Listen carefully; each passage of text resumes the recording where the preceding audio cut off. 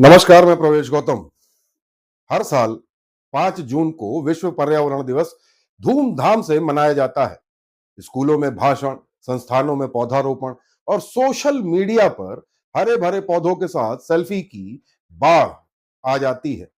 यह सब अब एक परंपरा सी बन गई है, लेकिन क्या यह परंपरा सच में पर्यावरण को बचाने का काम कर रही है, या फिर यह भी सालाना इवेंट मैनेजमेंट की तरह एक रस्म बनकर रह गई है?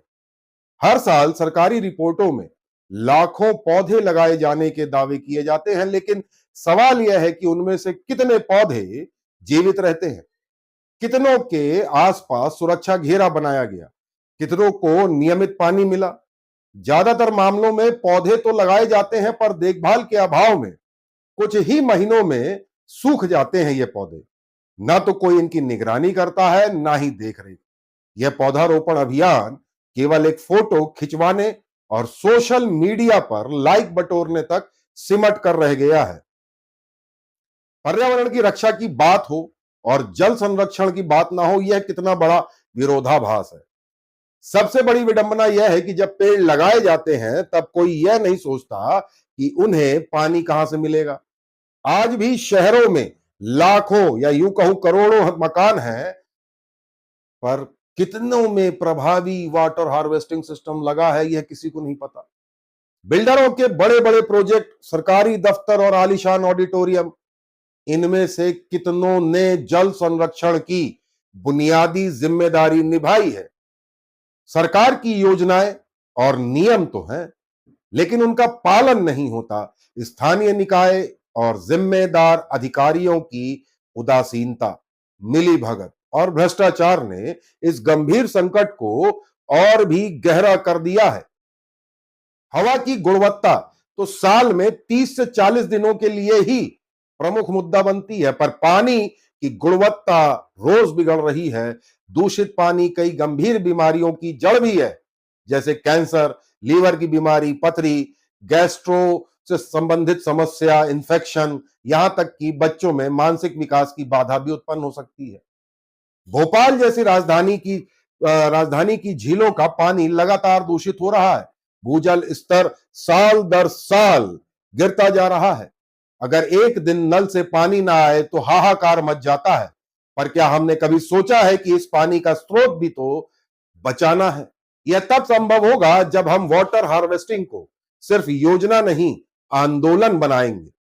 विकास जरूरी है, पर किस कीमत पर? पेड़ों को काटकर यहां निर्माण कार्य करना सबसे आसान विकल्प है, लेकिन क्या हमने कभी वैकल्पिक मार्ग खोजने की कोशिश की है? विशेषकर सरकार ने।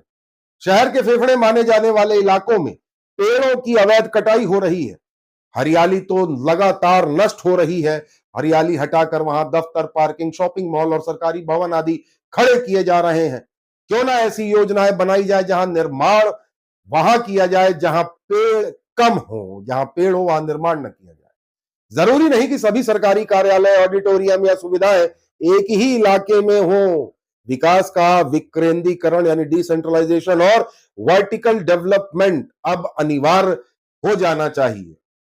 पर्यावरण को बचाने की लड़ाई अक्सर ब्यूरोक्रेसी की मानसिकता के और राजनीतिक हिचकिचाहट में हार जाती है। चाहे अवैध कटाई हो या अवैध खनन, अधिकारी जानते हैं पर रोकते नहीं। कार्रवाई के नाम पर खानापूर्ति होती है। यही हाल एनजीटी में दायर जनहित याचिकाओं का भी है। इनमें लगी याचिकाओं में कितनों में पेड़ों के पक्ष में निर्णय आया कि पेड़ न काटे जाएं, परियोजना को कहीं और शिफ्ट किया जाए? यह भी सवाल है। अब वक्त आ गया है कि भ्रष्ट और लापरवाह अधिकारियों पर कड़ी कार्रवाई हो। जो बिल्डर बिना वाटर हार्वेस्टिंग के प्रोजेक्ट बनाते हैं, उनकी मंजूरी रद्द की जाए। जिन्होंने कानून तोड़े हैं, उन पर जुर्माना ही नहीं बल्कि मुकदमा भी चले और जुर्माना भी तगड़ा लगे। वैसे क्या किया जा सकता है? मेरे अनुसार पहला, हर घर में अनिवार्य वाटर हार्वेस्टिंग सिस्टम जो लगा है उसकी जांच की जाए। पौधारोपण को ट्रैक किया जाए। फोटो खिंचवाने के बाद हर महीने उसका फॉलो अप हो। तीसरा, उद्योगों से निकलते गंदे पानी की शुद्धिकरण व्यवस्था हो, वरना इन्हें बंद कर दिया जाए। चौथा, ब्यूरोक्रेसी और नगर निगम की जवाबदेही तय हो। पांचवा, विकास की दिशा तय करते समय हरियाली की रक्षा अनिवार्य शर्त हो। छठवां, शहरों में एक ग्रीन ऑडिट प्रणाली शुरू हो जो हर साल यह बताए कि कितनी हरियाली बची और कितनी खत्म हुई।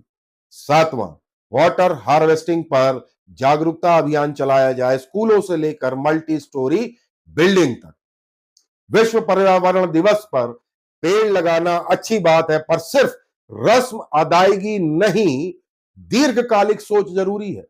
जल, जंगल और जमीन ये केवल प्राकृतिक संसाधन नहीं, हमारे आपके जीवन के आधार हैं।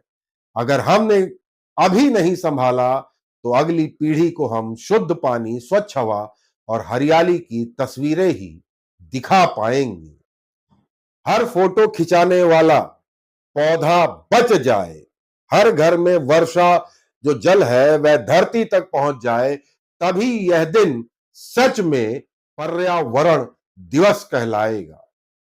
सोचने की जरूरत है, करने की जरूरत है। निजी स्वार्थ को दरकिनार करके पर्यावरण के लिए गंभीर होने की आवश्यकता है। पेड़ लगाने मात्र से पर्यावरण नहीं बचेगा, बल्कि उसके लिए जरूरी माहौल भी बनाना होगा, पानी भी देना होगा। हवा खराब होगी, 30-40 दिन आप घर में रह लेंगे, लेकिन यदि पानी खराब हो गया तो कहां जाएंगे? बीमारियां घर करती जाएंगी और इंसानों की आयु प्रभावित होती जाएगी। आयुष्मान योजना भी बहुत मदद नहीं कर पाएगी। बहुत बहुत धन्यवाद।